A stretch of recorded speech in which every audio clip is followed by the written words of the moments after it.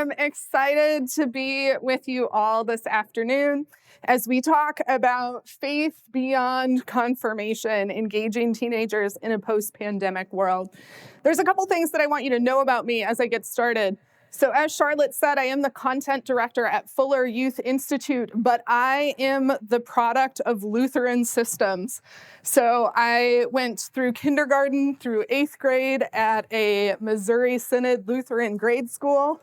I also spent 15 of the 20 years that I was in professional youth ministry in the ELCA. So I am excited to be in a room full of Lutherans today as I walk you through some of what we're learning at FYI, at Fuller Youth Institute, and how that intersects with the good work that you are doing in your ministries in parish life as you minister to young people.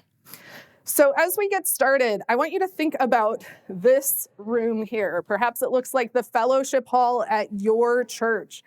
It is intentionally an empty room because I want you to picture this room on the first day of confirmation as young people walk into the room, however many there are in your setting. Maybe that's 2, maybe that's 10, maybe that's 50. You sense a little bit of excitement from young people as they walk in. You sense a lot of anxiety from them as they walk in, and they wrestle with, what is this that my parents or maybe my grandparents are making me go to, and why is it important? And is this a place that I really actually want to be? And are you going to be someone that engages me, or am I just going to sit here? And then I want you to fast forward a couple weeks as you get into the confirmation year with the young people in your context.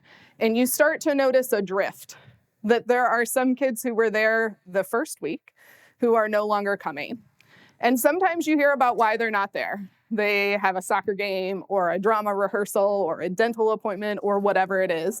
And sometimes they just don't show up. And so as time goes by, your group kind of dwindles and dwindles and dwindles. And with the decreasing numbers, you start to feel frustrated and discouraged as you wonder why on paper confirmation is so important to the people in your congregation. But in practicality, it feels like nobody actually cares. Finally, you get to Confirmation Sunday. It's a bright, sunny morning, and suddenly the pews are packed in your sanctuary as everybody who even thought about coming to confirmation once shows up to be confirmed. And as you go around and you bless each young person by name, you find yourself smiling. You're genuinely glad that they are there in worship with their families. And yet you also wonder, am I ever going to see this child again? Am I ever going to see their family again? Or am I going to wait another 20, 30 years until their kids are being confirmed? Raise your hand if any of that feels familiar. All right, I got some immediate, yes, this is me. Absolutely, I get that feels familiar. This has been part of my story as I have led confirmation. This is part of what we at Fuller Youth Institute hear as we go around talking in different places, that this is a hard season of ministry and that numbers continue to dwindle. Add to that a little bit of what I would consider the Lutheran ethos as it pertains to confirmation, which is essentially that for too long, the stoles that we often present to young people at their confirmation have been mistaken as graduation hats. And this idea that, okay, we've done the work, we somehow now know what we're supposed to believe, and so we're finished and we can just walk out and be on with our lives. But what if it doesn't have to be that way? What if we could actually do confirmation in such a way that we could extend faith beyond it and beyond youth group and beyond the walls of the church? Because I believe that we can. But I'm going to make a little bit of a bold statement here, and that is to instill a consequential faith.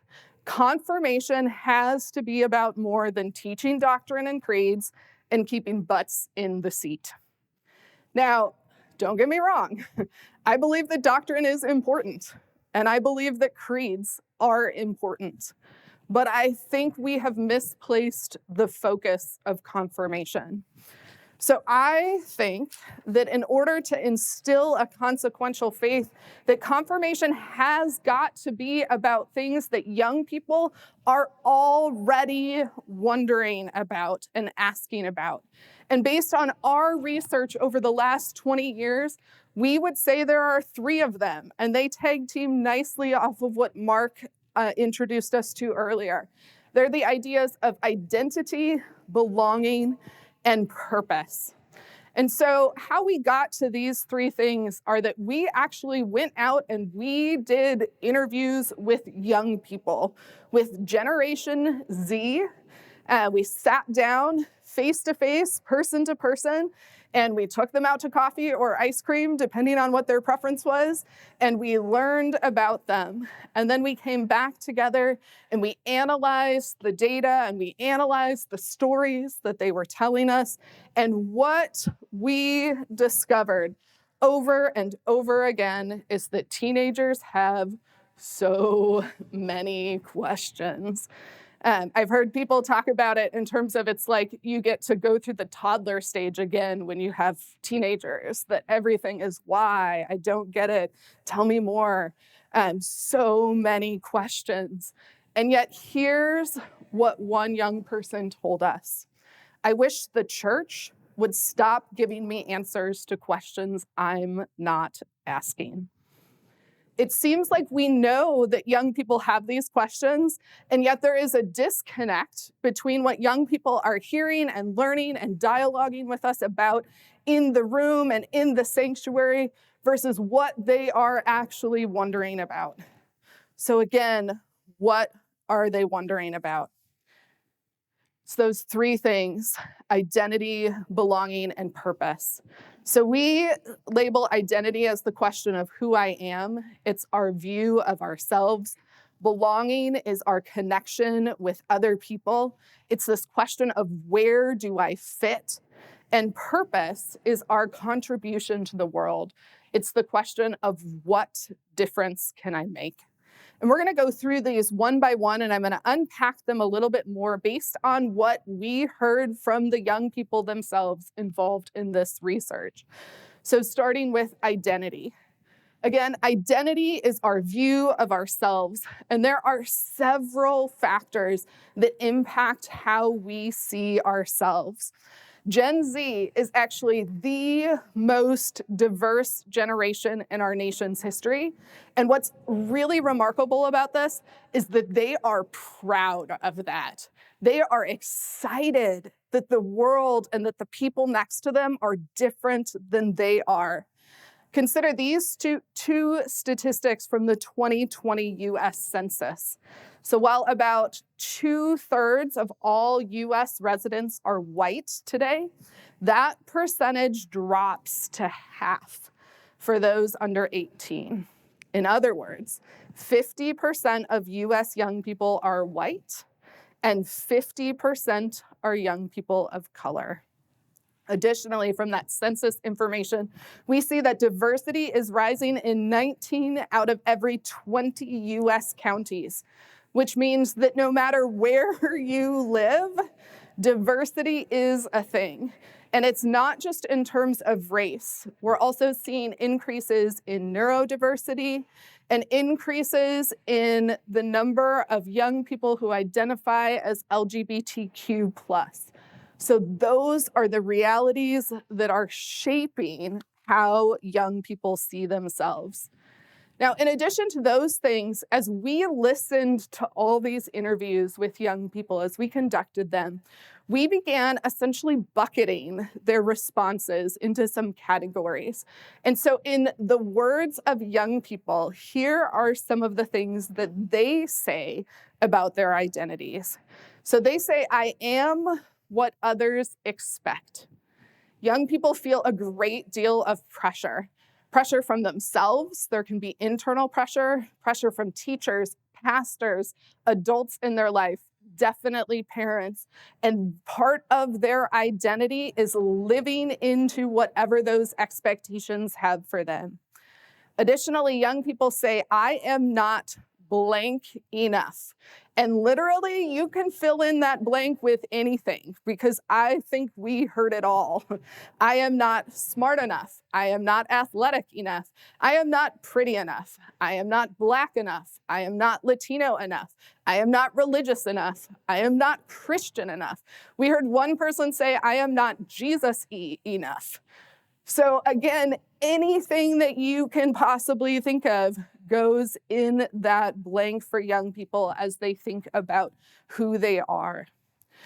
Another thing that we heard young people say is, I am my image.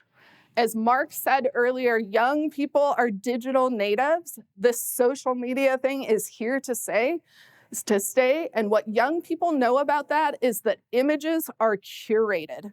And so even if young people are not active on social media, you better believe that they are curating, they are projecting the image that they want you to see. And so part of our role in the church is for us to cultivate a safe enough environment where young people can be who they really are, where that projection can fall even just for a little bit. And then this last one on here, I am more than my label. Again, young people have this sense of all these other expectations. They know what their medical labels are. They know if they are ADHD, if they have diabetes, whatever the case is. They know if they're labeled the bad kid at school. That was one that we heard as well. But what young people want you to know is that they are more than those labels, that you cannot actually pigeonhole them into just one thing. All right, the second idea that we're going to move on to here is belonging. And once again, belonging is our connection to others. So right here are the buckets that we heard young people use to describe what it means to belong. So their language that we heard more than anything was this idea of I fit. And some of the things that they ended that sentence with was, I fit when I feel safe to be me. So again, this ties back to that piece of identity and the sense of, I know I'm supposed to curate my image, and yet I really want to let you in, but I need safety to do that. The next one there, I fit if I feel like I'm needed. Give a young person a job and they feel like they belong. Doesn't matter what the job is or how easy or hard it is. That is a key to belonging. And then the next one here, I fit if we share blank. And again, we heard all sorts of things being used to fill in this blank. Some young people talked about it very kind of superficially, right? I fit if we share the likes of the same things. I fit if we share our favorite game. I fit if we share our favorite sports team. Others got a little bit deeper, and there was a sense of I fit if we share the same values or the same understanding of what it means to be successful or what it means to be a person of faith. And it's this idea of sharing the same values that I want to dig into just a little bit. So on this next slide, one of the things that we do at Fuller Youth Institute is we look not only at our own research that we are conducting from scratch, but at the research that our counterparts like Barna, who you heard about from Mark this morning, are doing, as well as other organizations. And one of the orgs that we pay attention to is called Springtide. Springtide conducts research on young people, but what makes them unique is they conduct research on young people of all different faith traditions. So when you see something from Springtide, it is not just a Christian sample, it is across the board. 2021, they published something called the State of Religion, and in that they talked about this idea of a values gap. So this is what you see here. This is a little bit confusing, so I'm going to explain it. So the light green is the percentage of young people who said that they care about that particular issue. The dark green is the percentage of older generations that young people think care about that same issue. And the red is the gap between those. So the wider the red, the more there's a disparity between young people believing that they are the only people who care about that issue. And what this means when we look at it in terms of this lens of belonging that says, I fit if we share common values, is that young people are finding it difficult to find our churches to be a place where they think that they share common values with older generations. And again, that's regardless of denomination. One of the things that is happening here as we look at these values gaps is that young people often say that they feel judged by older generations, that even having these beliefs makes it feel as though someone is about to say you are wrong.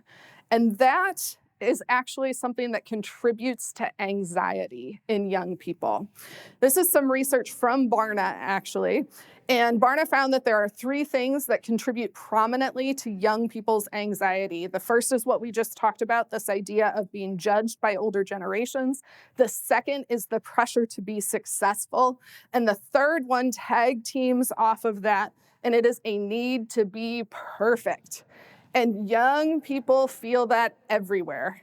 They feel that in school in regard to academics. They feel that in church in regard to having the right answer and behaving in certain ways.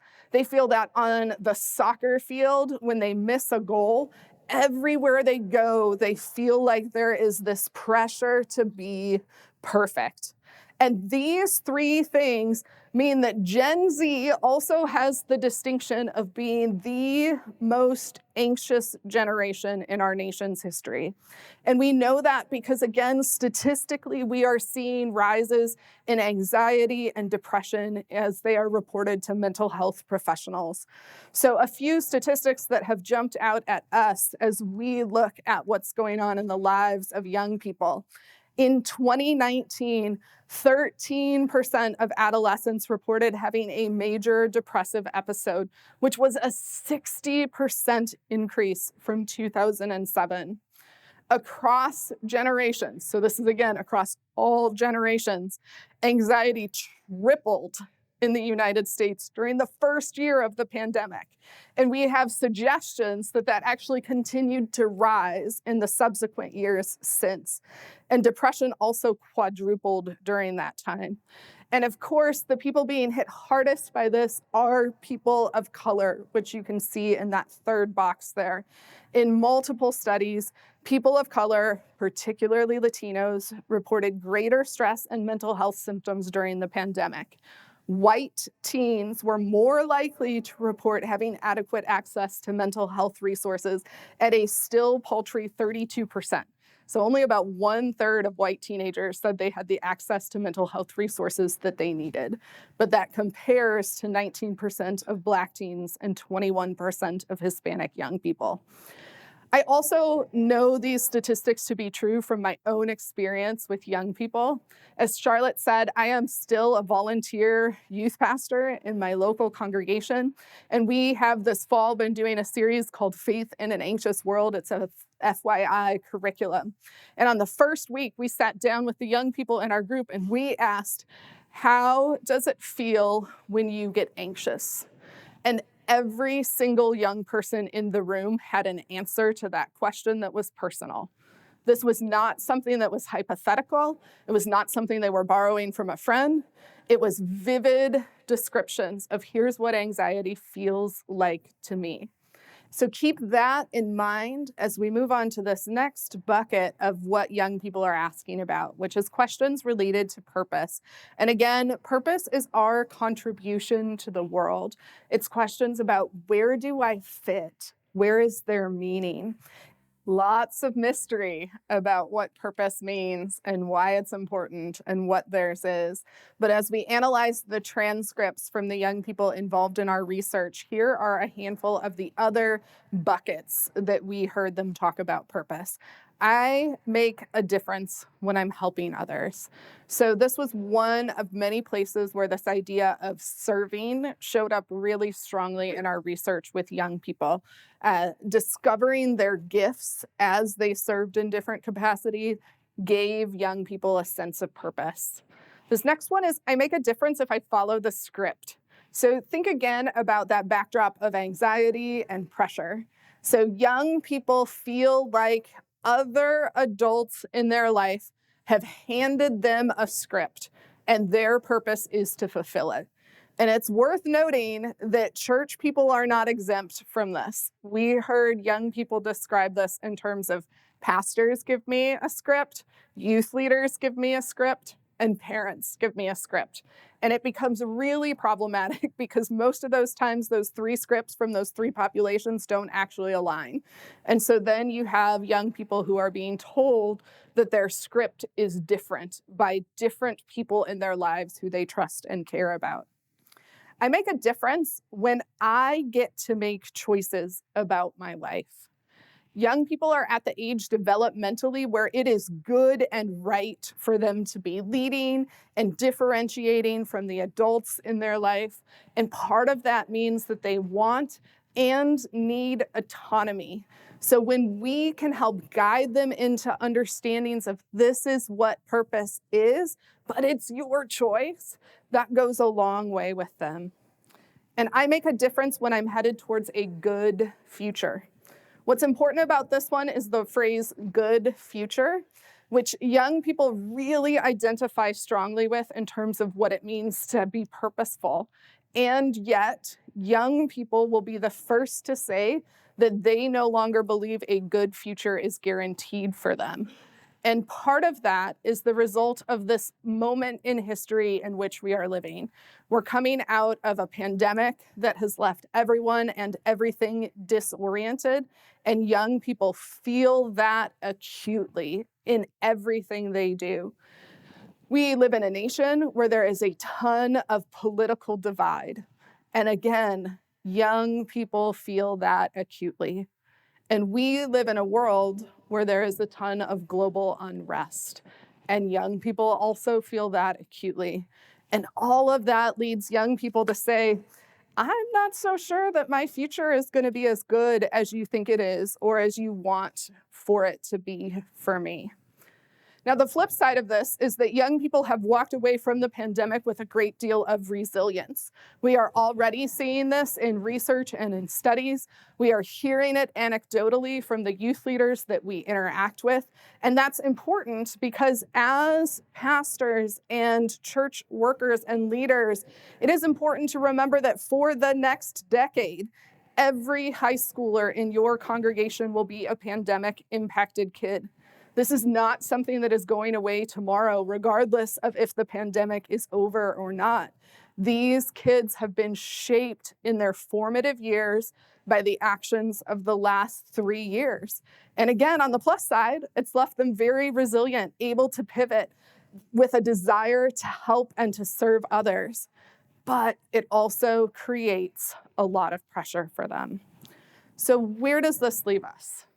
First of all, don't panic. There's no quiz or test on this content. You don't have to be able to have it all memorized in order to serve young people well. What you do need to be able to do is engage them in conversation. And one of the best phrases in your tool belt for that is the phrase, tell me more, and to sit back and to listen empathetically as they share. Because when we invite conversations and genuinely listen to young people, they feel seen. And what we heard someone tell us in this research is that being seen is so close to being loved that they feel the same. So that is our role as church workers, is to come alongside and to listen and to allow young people to be seen. Which brings us back to where we started. To instill a consequential faith, confirmation has to address 3 topics young people are already asking about: identity, belonging, and purpose. These 3 things that we've just gone through. but how? How do we actually enact that into a faith that goes beyond confirmation and youth group? And that's what we're going to spend some time talking about now. So at Fuller, we continually do research, and our research is cumulative. We never just forget about the stuff that has gone before. We're always looking to build off of that research. And so I'm about to tell you about some research that we call Faith Beyond Youth Group Research.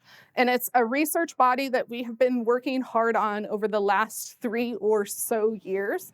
And as with most of our research at Fuller Youth Institute, it is a multi-layered approach, which means that it has several different methodologies as part of it.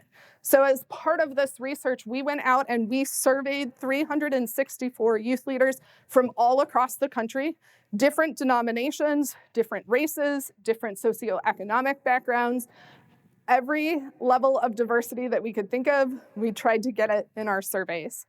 Again, we also did a thorough lit review, which means that we analyzed 200 academic and popular sources. In addition to that, we took that pool of surveys that we had of the 364 youth leaders, and we said we want to go deeper to better understand what is going on here. So we then did phone interviews with 96 of those youth leaders. And these were not like 5-minute multiple choice phone interviews. These are 90-minute tell us in-depth information about various aspects of your ministry. And then from that, we actually sent our teams of researchers out to 7 noteworthy faith communities. And we visited those noteworthy faith communities for multiple days, so usually for 3 days. We attended worship there. We met with pastors, elders, boards. We interviewed young people. We talked to volunteer leaders. Again, the idea was we want to understand what is happening in these places that are doing really good work. I want to ask you this question, because this is one of the questions we asked, not quite like this, but we asked a version of this in our survey. The question is, what is your goal as you minister to young people before, during, and after confirmation? In our research, again, because this was not just research on Lutherans or even on mainline denominations, but across denominations, we phrased this question a little bit more broadly and simply asked people, what are your goals as you minister with young people? And here's what we heard in the survey. So the top response was to be in relationship with God at 21%. And then learning knowledge was also near the top. So as we fleshed that out in our interviews and in our visits to sites, not surprisingly, pastors have a list of things that we want young people to know, and that showed up near the top. And then kind of the next bucket that I would put under there is this idea of other relationships. So forming relationships with God, but also being in relationships with each other. So a communal aspect there. And then service was also a top vote getter there. I should also mention this was write-in, so people were just putting down whatever. It was not multiple choices that they were choosing from. Now, as we analyzed this data, what was interesting to us is that as we looked at this list, there is actually nothing on here that is overtly about forming Christ-like character. There's nothing about this idea of we want people who are loving and kind and humble and forgiving. That did not come up. And on the one hand, that's not altogether surprising. And on the other hand, it became really noteworthy for us because what our research found is that character formation is actually a key to forming faith that goes beyond confirmation and youth group. And yet it's not something that we think to say it should be at the top of our priorities. And in fact, we would say it this strongly. To unwrap young people's full identity, belonging, and purpose, it's time to reorient our focus on one game-changing gift, which is character. Now, this is more than just this idea of we want the young people who leave our churches, who graduate and go to college or jobs or whatever is next, we don't just want those people to be good, nice Christians.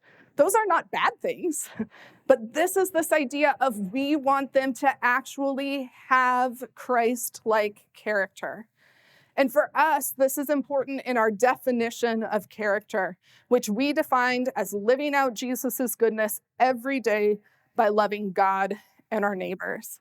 It's a definition that centers on who God is. It also centers on Jesus's great commandment, and it centers this idea of making our faith actionable in a way that goes beyond our church walls. So, with this definition, we get a lot of questions about, but doesn't character mean X, Y, Z? So let me be explicit. Character to us does not mean a rules-based faith. It does not mean compliance to the norms, and it does not mean behavioral modification. These three things are actually pretty easy to get a room full of teenagers to do. Getting them to actually live out God's goodness in their everyday lives is way harder. And so as we went through our data from all these different elements that we were pulling from, what started to emerge is what we call the Faith Beyond Youth Group Compass. So this is this idea that the churches who were doing this well were all doing 5 things: cultivating trust, modeling growth, teaching for transformation, practicing together, and making meaning. Now, I know compasses only have 4 points. Ours has 5. I get that that's not typical. But I want to emphasize that we chose a compass here really intentionally, because what jumped out at us as we went from church to church in these site visits is that people were not following these in a linear progression. It wasn't like, oh, if you start here and do this first, then you move on to the next thing and you graduate to here. Instead, people were doing these in all different orders because in many congregations and settings, they were focusing on their strengths first and leaning into that sort of asset-based ministry in order to form character and long-lasting faith in young people. So we're going to go through each of these, and we're going to frame it in terms of confirmation, both during and after, and some real practical things that you can do to cultivate a faith that goes beyond confirmation and youth group in the lives of young people. As we do this, I'm going to give you a whole lot of things that you can do. I know that that can feel overwhelming. So my charge, my plea, my invitation to you is choose one. Figure out, where do I need to start, and start there. The other thing I want to say before we get into the nitty-gritties is one of the things that was really remarkable to us in this research is that character feels like it can be this game changer because it's accessible to anyone. Forming character does not require a large budget.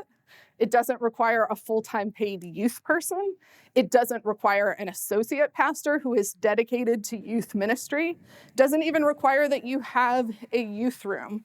We saw people and congregations of every shape and size doing this well. And that means that it is accessible to all of you as well. So let's look at this first element here, cultivating trust.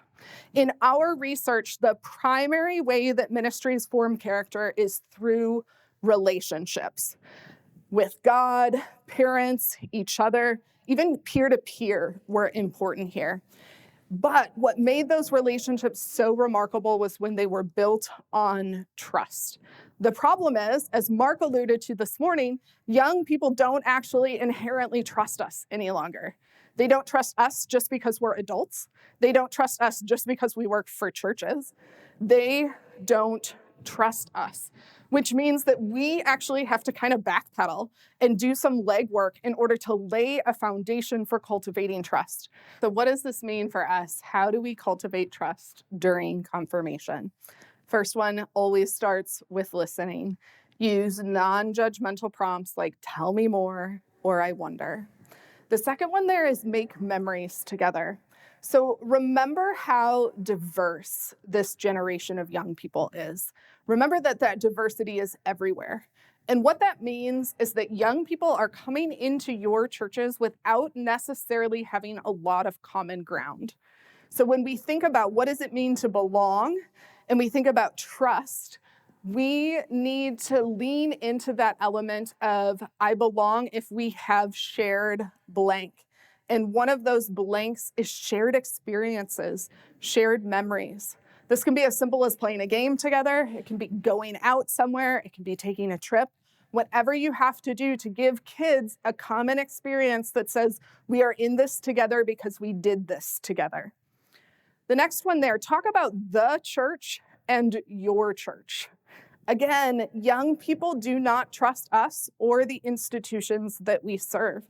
And part of the way that we can build back that trust with young people is to be open about the ways that we have failed, which means that we have to make space for young people to be able to walk into our confirmation rooms and say, hey, I saw this thing this week, and I'm wondering how the church is responding. And then to be able to say, I'm also wondering how our church is responding to that. And for you to have some honest conversations about what that looks like in your particular context. Now, trust, of course, doesn't end in confirmation. We want to continue cultivating trust beyond confirmation. So one key to that is to remember what young people tell you. We had one of the adults in our study told us that he actually goes home from confirmation and has a Rolodex file, like the old Rolodex files for phone numbers, and he actually lists the name of the kid at the top, and underneath it, he lists whatever they told him that week, so that the next week, he can actually go back and be like, hey, how was that test, Matt? Or I know that you were in a show this weekend, Lindsay. How'd that go? And the kids think he is amazing, but little do they know that he's got this cheat sheet that he's faithfully updating and keeping. Do what you need to do in order to remember what is going on in the lives of young people so you can follow up. Show up consistently. In the video that we saw from Project Kinship, we heard this idea of consistency and proximity. Those are the two things required for trust. When we do those things, we build trust. And then we also need to strengthen the transition points. So one of the things we always hear from churches is that numbers go down whenever there are transition points within that church's structure, meaning often from elementary to confirmation, whatever year that is, from confirmation to high school, from high school to college, and then college back into re-entry into the church. And so we need to think about trust as being something that needs to extend beyond a moment in time into this greater body of who we are as an organization.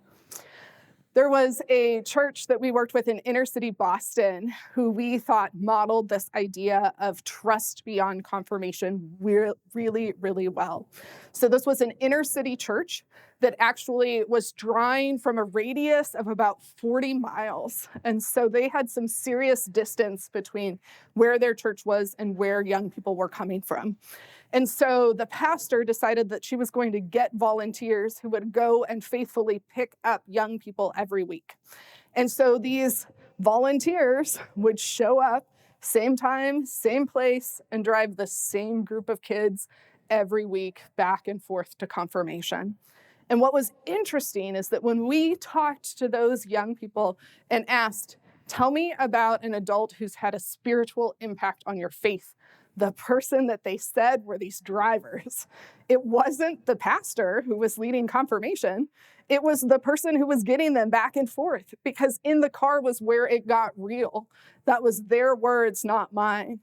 One of the volunteers in that ministry actually decided that she needed to be able to do more. So when it came time for their family to get a new vehicle, she went out and bought a minivan so that she could fit additional kids into that car on her weekly route. Those are some of those elements that cultivate trust, and it started in confirmation, but then that woman kept showing up. So those kids came to her over and over again. Another way to strengthen transition points is to hold some joint events. So you can see in this picture, this is from one of my ministries, and you can see the disparity between the kid on the left and in the middle, and that's because this was a combined confirmation and high school bowling event. So this wasn't rocket science. We just invited everybody to go bowling on the same day, but then rather than have it be a free-for-all, we intentionally assigned lanes so that confirmands were mixing with high schoolers, so that by the end of that event, people knew one another's names and some basic information about each other that formed a connection.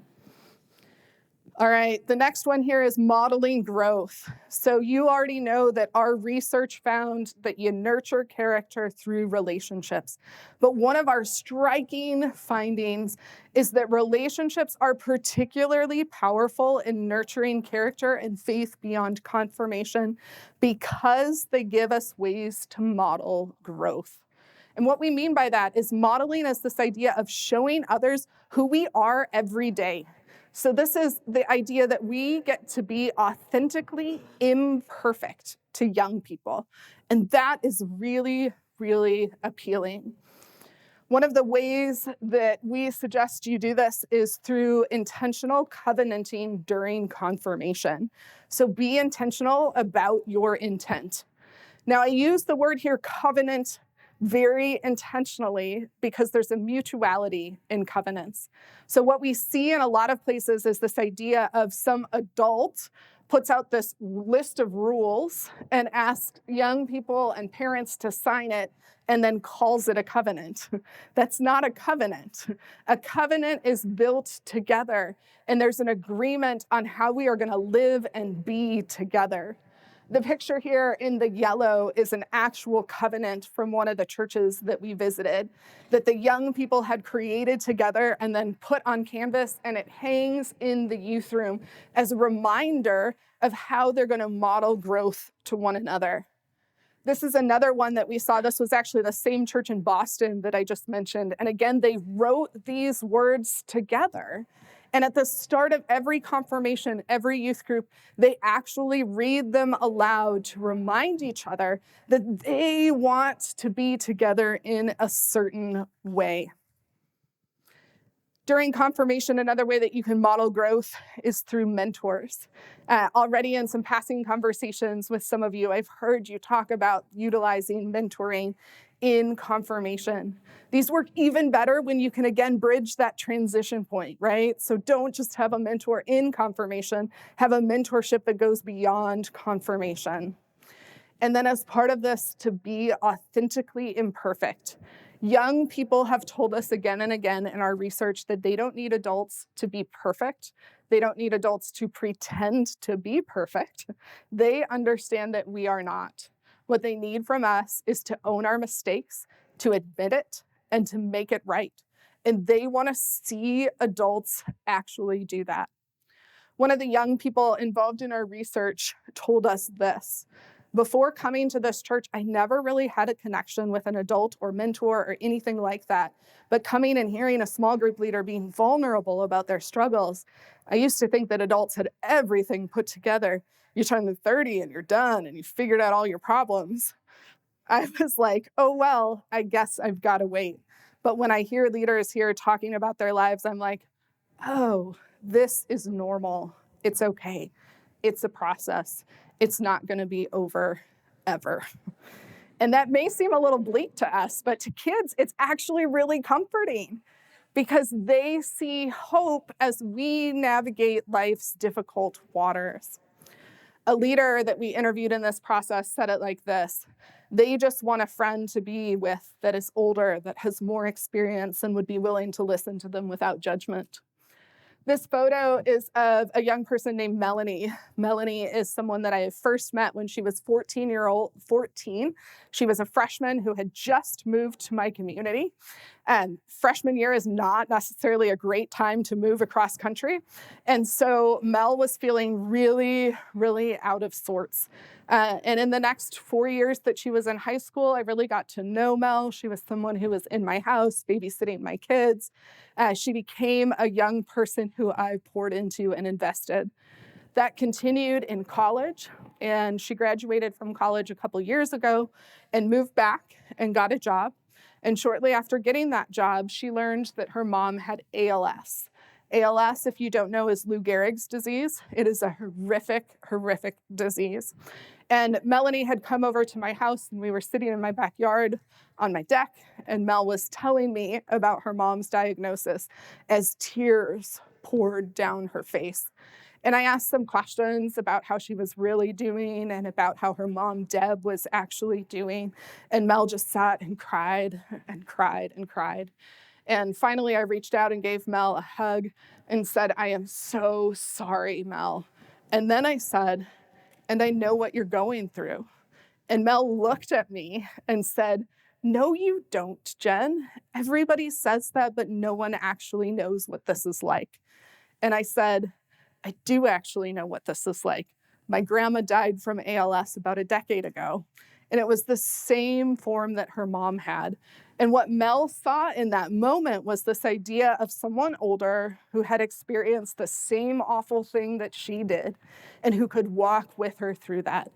And so we did. Over the next 2 years, we walked with Mel's family as they went through the unthinkable. And we helped connect them to the ALS Foundation and to some resources in our area that we were familiar with. We helped Mel think about finances. And one of the things that we saw in that process is that mentoring is holistic. It is about faith, but it is not just about faith. And that's one of the things that we also saw in our research again and again. The places that were doing this well were committed to holistic mentoring. So the next one here, teach for transformation.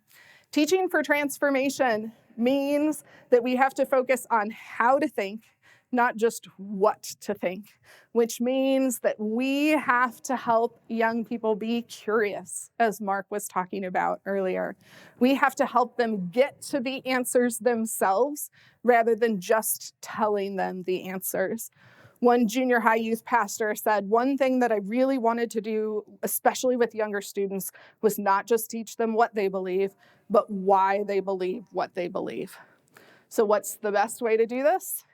Never make a statement if you can ask a question instead. That may seem so basic, but it is so hard to do and so different than what so many of us default to when we are teaching. And I might add, it's also different than what parents expect, especially in the confirmation years, when they also have this assumption that you're going to tell them all the things about Martin Luther and Lutheran doctrine and everything they possibly need to know in order to be good Christians.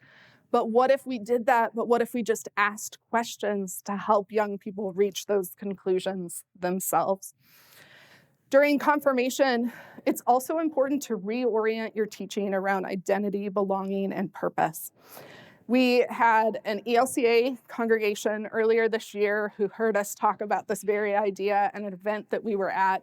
And this youth leader actually went back to their congregation and said, "Confirmation isn't working, we gotta undo it all."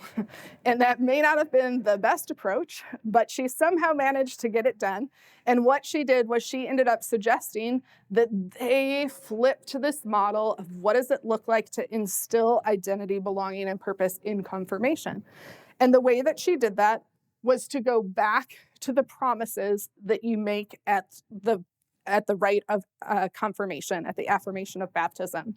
And I pulled this week from the ELCA, but also from the LCMS and the WELS. These are from your rites. They are the language that you say on confirmation, and embedded in them are ideas of identity, belonging, and purpose. So spend time there. Help young people understand what they are about to promise instead of get to Confirmation Sunday and have no idea what it is that we are expecting them to do on this monumental Sunday. That's part of the reorientation. To keep going beyond confirmation, harness rituals and milestones. Young people are actually attracted to rituals, to liturgies. They find meaning and purpose in them. So the more we can integrate them, the better off we are. Additionally, be like Jesus. Tell stories and invite young people to do the same. And then practice keychain leadership. Here's what we mean by that. Keychain leadership is the idea that you, as an adult in a church, have a set of keys that give you access to various parts of the building and to various tasks and jobs. And young people want those keys. They want you to hand off the keys to give them the access that you have that they may not have. Some people call this student leadership.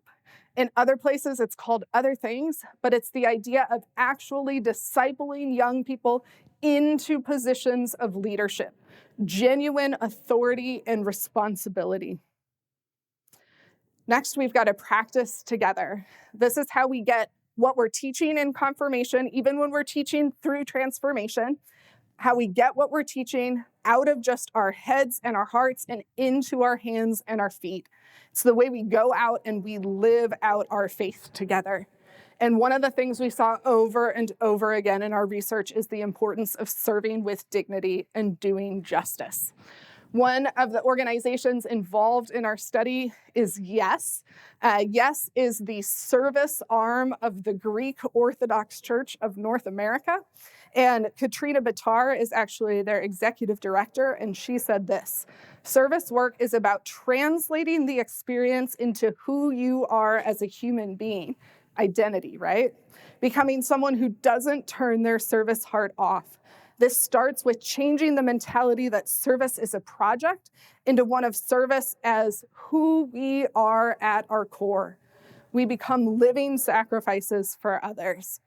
And Katrina, in our conversation with her, gave us these 4 elements that she always walks leaders through on how to do this better with young people. And we just thought they were really good. So it's this idea of everyone participates in service, including leaders. It's no one's job to simply manage everybody else. It's also important to look people in the eye because everyone is an image bearer of Christ. To discourage the I language, because we don't want to focus on self because that prevents us from actually considering the needs of others. To stop asking students, how do you want to serve? Do you want to go and hang out with kids at VBS or do you want to paint the house? Because the idea is that service isn't about our preference. It's about actually responding to a concrete need in somebody. Of course, you can continue to practice together beyond confirmation, and one of the best ways to do that is to involve young people in worship leadership and church-wide events. In fact, going all the way back to one of our earliest studies called Sticky Faith, what we found in our research is that involvement in all church worship during high school is more consistently linked with mature faith in both high school and college than any other form of church participation. You can see this. This was from one of my ministries. It was at the annual meeting that we held every January. And this is a table of young people who was strategizing about their objection to a motion that they knew people were going to make to have the parking lot repaved. And they really believed strongly that we could do better things with our money. And so they got together and decided we're going to raise this. And they were the voices of opposition in that meeting. But it was this beautiful example of keychain leadership, of kids coming together, being heard, having actual ability and responsibility to say what they think and to represent their needs and beliefs. Lastly, make meaning. An important part of making meaning is integration. So young people need us to help them integrate their faith into their daily lives and vice versa, their daily lives into their faith. And one of the best ways to do this, though one of the most uncomfortable ways for us, is to make room for tricky topics students want to talk about. So our favorite example of this came in the research that we were doing. One of the churches that we visited in 2020, amidst that 2020 election cycle, had decided they needed to be a place that showed Christians that people could disagree about the election. And so they brought together 2 prominent lay leaders in their congregation, one of whom was voting for Trump and one of whom was voting for Biden. And they came together and they held essentially a town hall meeting where these lay leaders answered questions about how their faith was actually impacting their decision in that election. And what was amazing to us is that when we visited the church 18 months later, that was still the thing everybody was talking about, because it modeled this sense, not the election, but that actual town hall, because it modeled for everyone, not just the young people, but across the board, that church and that community means that we can believe different things and we can still be faithful Christians. And that was so powerful in helping young people make meaning from that particular election. Additionally, you need to process and debrief everything. This starts during confirmation and it continues beyond confirmation. These are 5 questions that we think work really well. They're questions that we've used in our own ministries. They're questions that we stole from the people in our research, but they help integrate. They help make meaning. A couple other ways to make meaning is to use something called prayer around the cross. So my nutshell version of this, if you're unfamiliar with the practice, is you lay out a cross and you put some candles around it, and then you engage young people in a time of prayer for any number of things. And as they pray, they light candles. And what was interesting to us is that this is something that came up in our research. And it's also something that I had personal experience with, because the senior pastor in one of my congregations used to regularly do this as part of confirmation. And what was so striking to me is that when I would go and visit those confirmands in their homes just before they were about to be confirmed, I would always say, what was the most meaningful night of confirmation? And without fail, it would be the squirrely 9th grade boys who would be like, it was prayer around the cross. It was so amazing. I got to encounter God in a way that I never have before. There's something about the concreteness of doing those kinds of activities that really resonate and help to make meaning. Another thing is to use symbols.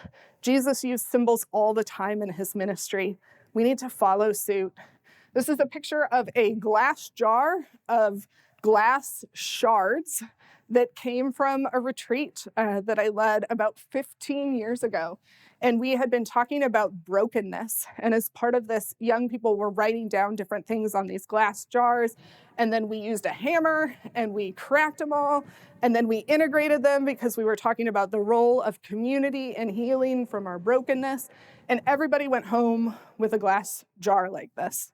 What was interesting is that about 2 years ago, I got a call from one of the young people who had been on that retreat, who was now in her 30s and about to get married. And she was like, you know, Jen, we were moving into our new place, and my now husband found this jar and was like, what is this? Why do you have these glass shards? And so she went through and essentially recapped this retreat from more than a decade ago. And she did it because there was a symbol attached to it that had made its way into her room, that had made its way into her life, that was a reminder of her identity and belonging and purpose that she literally took with her into adulthood. To move making meaning beyond confirmation, use testimony. Again, stories are so powerful. We heard this across the board as people shared about practices that they did to invite people to share their stories, both in worship, but also sometimes just in story night kind of activities. One of the practices that I've both done and that emerged in our research was this idea of interviewing people as a way to actually get stories of faith out from them. And so in some of the places that I've served, we used to do this with confirmation kids, and we would bring them into the homes of older people, and they would come prepared with a set of questions that they would actually ask the older person or couple. And what I still remember about this is a time when we went and visited a man named Merle. And Merle had just celebrated his 70th wedding anniversary. And he, in the course of this conversation, sat there and talked about how amazing his marriage had been and how it wasn't always easy, but it was always good. And we got in the car afterwards, and one of the kids in my youth ministry burst into tears. And she looked at the rest of us and said, "I didn't think marriage could work anywhere." This was somebody whose parents had just been through a brutal divorce. And through the process of testimony, of sharing stories, she got this picture of hope that actually helped her make meaning from this event that had happened in her own life. You can also do this with prayer stations or by offering blessings. But I want to come back now to that empty room that we started with. What if it's the start of a new year and you're back at confirmation and kids are running in excitedly? Only what if you're actually talking about identity, belonging, and purpose? What if you're answering the questions that kids are really asking? What if you're starting to cultivate trust, to model growth, to teach for transformation, to practice together, to make meaning? What if we could get to Confirmation Sunday and you could bless each of the kids in confirmation knowing that this was a step in their faith formation and not graduation? I believe that that can happen because I've seen it happen. And I want to close with a couple stories here. So this is a picture. On the left-hand side is a picture from my confirmation about 30 years ago. I'm the third one in the top row from the left. But this isn't actually a story about me. It's a story about Kitty, who's the associate pastor, who's second from the left in the front row. Kitty was the associate pastor who had been moved to our congregation, and she had been assigned, as part of her assigned duties, this task of both confirmation and youth group, and she hated it. She was a second career pastor, and this was not what she wanted to be doing. But Kitty decided that she was going to make the most of it. And so long before we had ever developed this Faith Beyond Youth Group compass, Kitty did the things that I have been talking about. She cultivated trust. I can't even tell you how many junior high volleyball games Kitty attended in order to show up in our lives, but she did. And she modeled growth. We knew when Kitty was not happy because she had a temper, and we saw it. But you know what we also saw? We saw Kitty ask for forgiveness, and we saw Kitty make it right. And she showed us that we could show up imperfectly too and still be welcomed in our church. Kitty taught for transformation by actually asking us to teach alongside of her. And it was messy, but we did it and we learned. And then we practiced together. We served in the church, but we also went to a camp and we served there. And we went to Marcy Newberry and we served there. And we brought meals to people and we visited shut-ins. And service became part of how we practiced together. And then Kitty helped us make meaning. Kitty was the person in my life who was there when I tasted death for the first time when my grandma died in my house. And Kitty showed up mere moments later. The second picture here is Kitty is on the left, and she is at the baptism of my oldest daughter. Kitty is still somebody who is in my life and who walks with me and still models Faith Beyond Youth Group and confirmation to me. And I bring up this example of Kitty because you are Kitty in the lives of the young people in your ministries. You may not love that confirmation is on your task of responsibilities. You may feel totally inept in actually partnering with young people. And yet you can do this. You can cultivate a long-lasting faith in young people. And I want to close with this story. So this is Ryan. Ryan was also a student in my ministry. Ryan was somebody that is your picture of a church kid. He was always there. His parents both had turns on the church council. Ryan was also that kid who could really sort of get under your nerves. Everything you said, he would contradict. If you wanted to go one way, he said you should go the other way. He was that kind of kid. And yet Ryan was a leader. And so when Ryan was 17 years old, he went with us on a mission trip to Rwanda. And he got to know some of these refugee kids in that camp. We went to a refugee camp as a part of that. But what was most striking to Ryan was the lack of health care in this refugee camp. And so Ryan, on the last night that we spent in the refugee camp, stood at the top of this mountain overlooking the Democratic Republic of Congo and said, one day I'm going to be back here as a dentist providing health care for these kids. And I thought, oh yeah, that's great, Ryan. But it's one of those things that young people say a lot of things on mission trips. And sometimes they happen and sometimes they don't. But for Ryan, that became his life's purpose.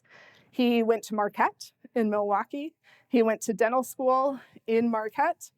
And he now works for the US Navy, where he is in the process of getting a special designation for him to be one of the people who goes in after humanitarian crises with our country to serve places like that refugee camp.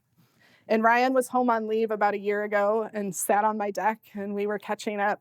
And I asked Ryan, what worked for you? Like, why do you have this kind of faith that you have now? And Ryan looked me straight in the eye and said, it's because I walked out of youth group with character, Jen.